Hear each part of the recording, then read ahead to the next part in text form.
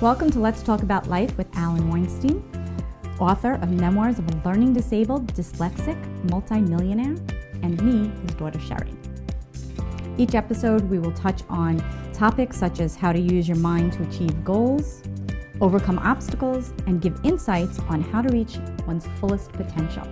Hi, I'm Alan Weinstein, and I'm here today with my daughter, Sherry. Hello. And today's topic is physical health. Okay, so let's start by telling everybody. Let me say one thing. The last episode was mental health. You may want to go back and look at that. This episode is physical health. Okay, and with that being said, I'd like to tell everybody how old you are, if you don't mind. You are 81 years old and in amazing physical shape. You work out at the gym 3 to 5 times a week. You eat very healthy, and you have a routine. But it wasn't always like this, because I remember ice cream for breakfast.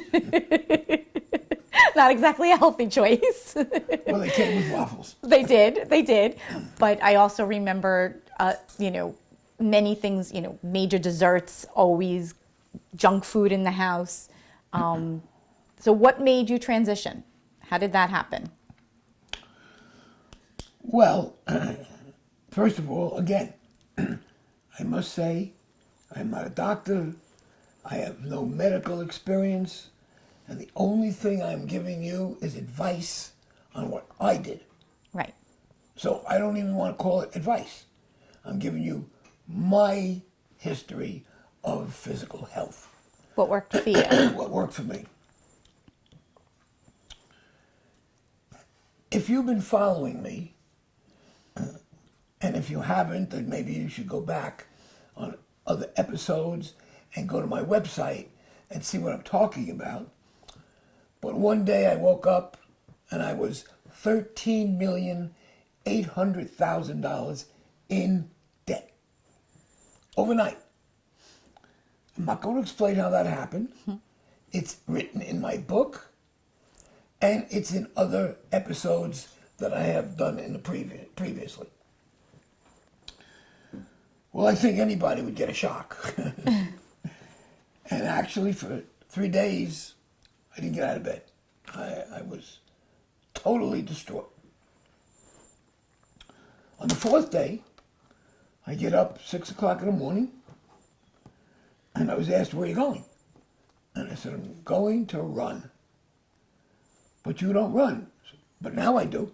That was a mental decision, because I had to do something, and I was hoping that would be it. And I went out to run. And it felt good. It got rid of a lot of tension in my body. And when it got rid of the tension in my body, it allowed my brain to think better and how to handle the situation I'm going through, which is not easy, folks. So I kept up the running schedule, and from that, I decided I'm going to go to the gym, because one day it was raining, and I couldn't run, and the next day it started to snow, and I couldn't run. I said, "This is no good." So that's when I started to go to the gym, where I know I could run on a machine every day. And I began to do light exercises with weights and build up my body slowly. And it began to feel so euphoric, so good. But not only physically, it was mental. Right. That was being challenged and becoming better. My mental attitude was so much better when I was exercising. Well, the next thing I had to do was train myself for my next goal, which was to change my eating habits. Notice, change my eating habits. No more ice cream. Well, not diet. Right. Not go on a special diet. Not eat great food every day. Not take pills. not drink a certain drink instead of eating. Because I believe, this is not the subject we're talking about, but I believe diets don't work. But that's time for another subject. Or they work temporarily. Well, but then, But then back. they come back, yes. So I knew I had to change the way I eat. And that was my goal. And I did that very slowly. Because you'll have to believe this. This all started in the ages of between late 30s, Right. early 40s. What? Right. About that. Yeah. And I was eating every dessert you could think of, baskets of rolls, butter, fried foods. Oh boy, I was the poster boy for heart attacks. I was just going to say, yeah. So what I did, you can't just cut everything out. But you can, each time you eat, cut down. So for example, there's no way I could have cut out all the bread I was eating. So when the bread would come to the table, I would take 2 rolls, put it on my plate, send the rest of the bread away. And I started doing that, and I started substituting fried food for chicken, and I started substituting steak for fish, and every once in a while I'd still have steak, and I'd still have fried food, but slowly but surely, I reached my goal. Did you have cravings when you did that?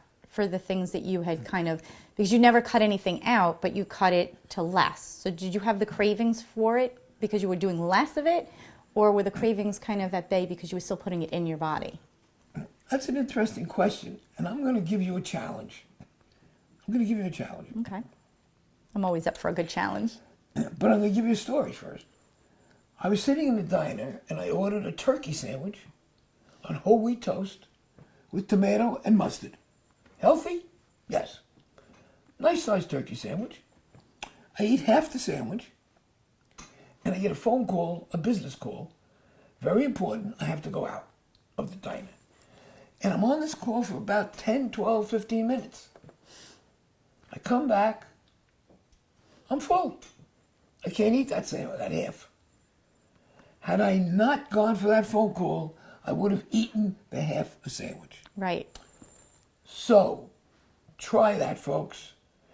When Sherry said that I have a craving because I cut down, yes.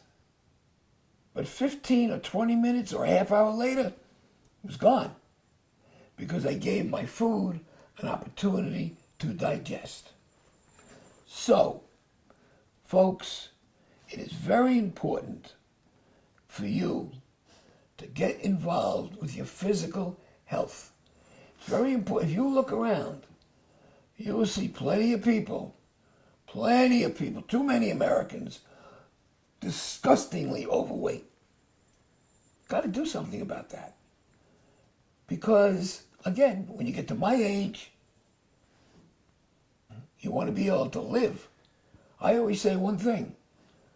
I don't want to die I don't want to be dead before I die. Right. And when you're not in good shape and you're crawling around the house, you can't get out, you can't do anything. It shortens your As far as I'm lifespan. concerned, I'm dead. What you do today for yourself will not only help you in the present time, but will be the biggest gift you give to yourself in the future. So, remember, it's all in your hands That's right. to It be is. healthy. Yeah. Sherry and I would like to thank you for tuning in today. Thank you. And, thank you. And for more information, please go to my website, AlanWeinstein.com. That's Alan, A-L-L-E-N. And thank you. And Thank you. You have been tuned in to Let's Talk About Life with Alan Weinstein, author of Memoirs of a Learning Disabled Dyslexic Multimillionaire, and me, his daughter Sherry.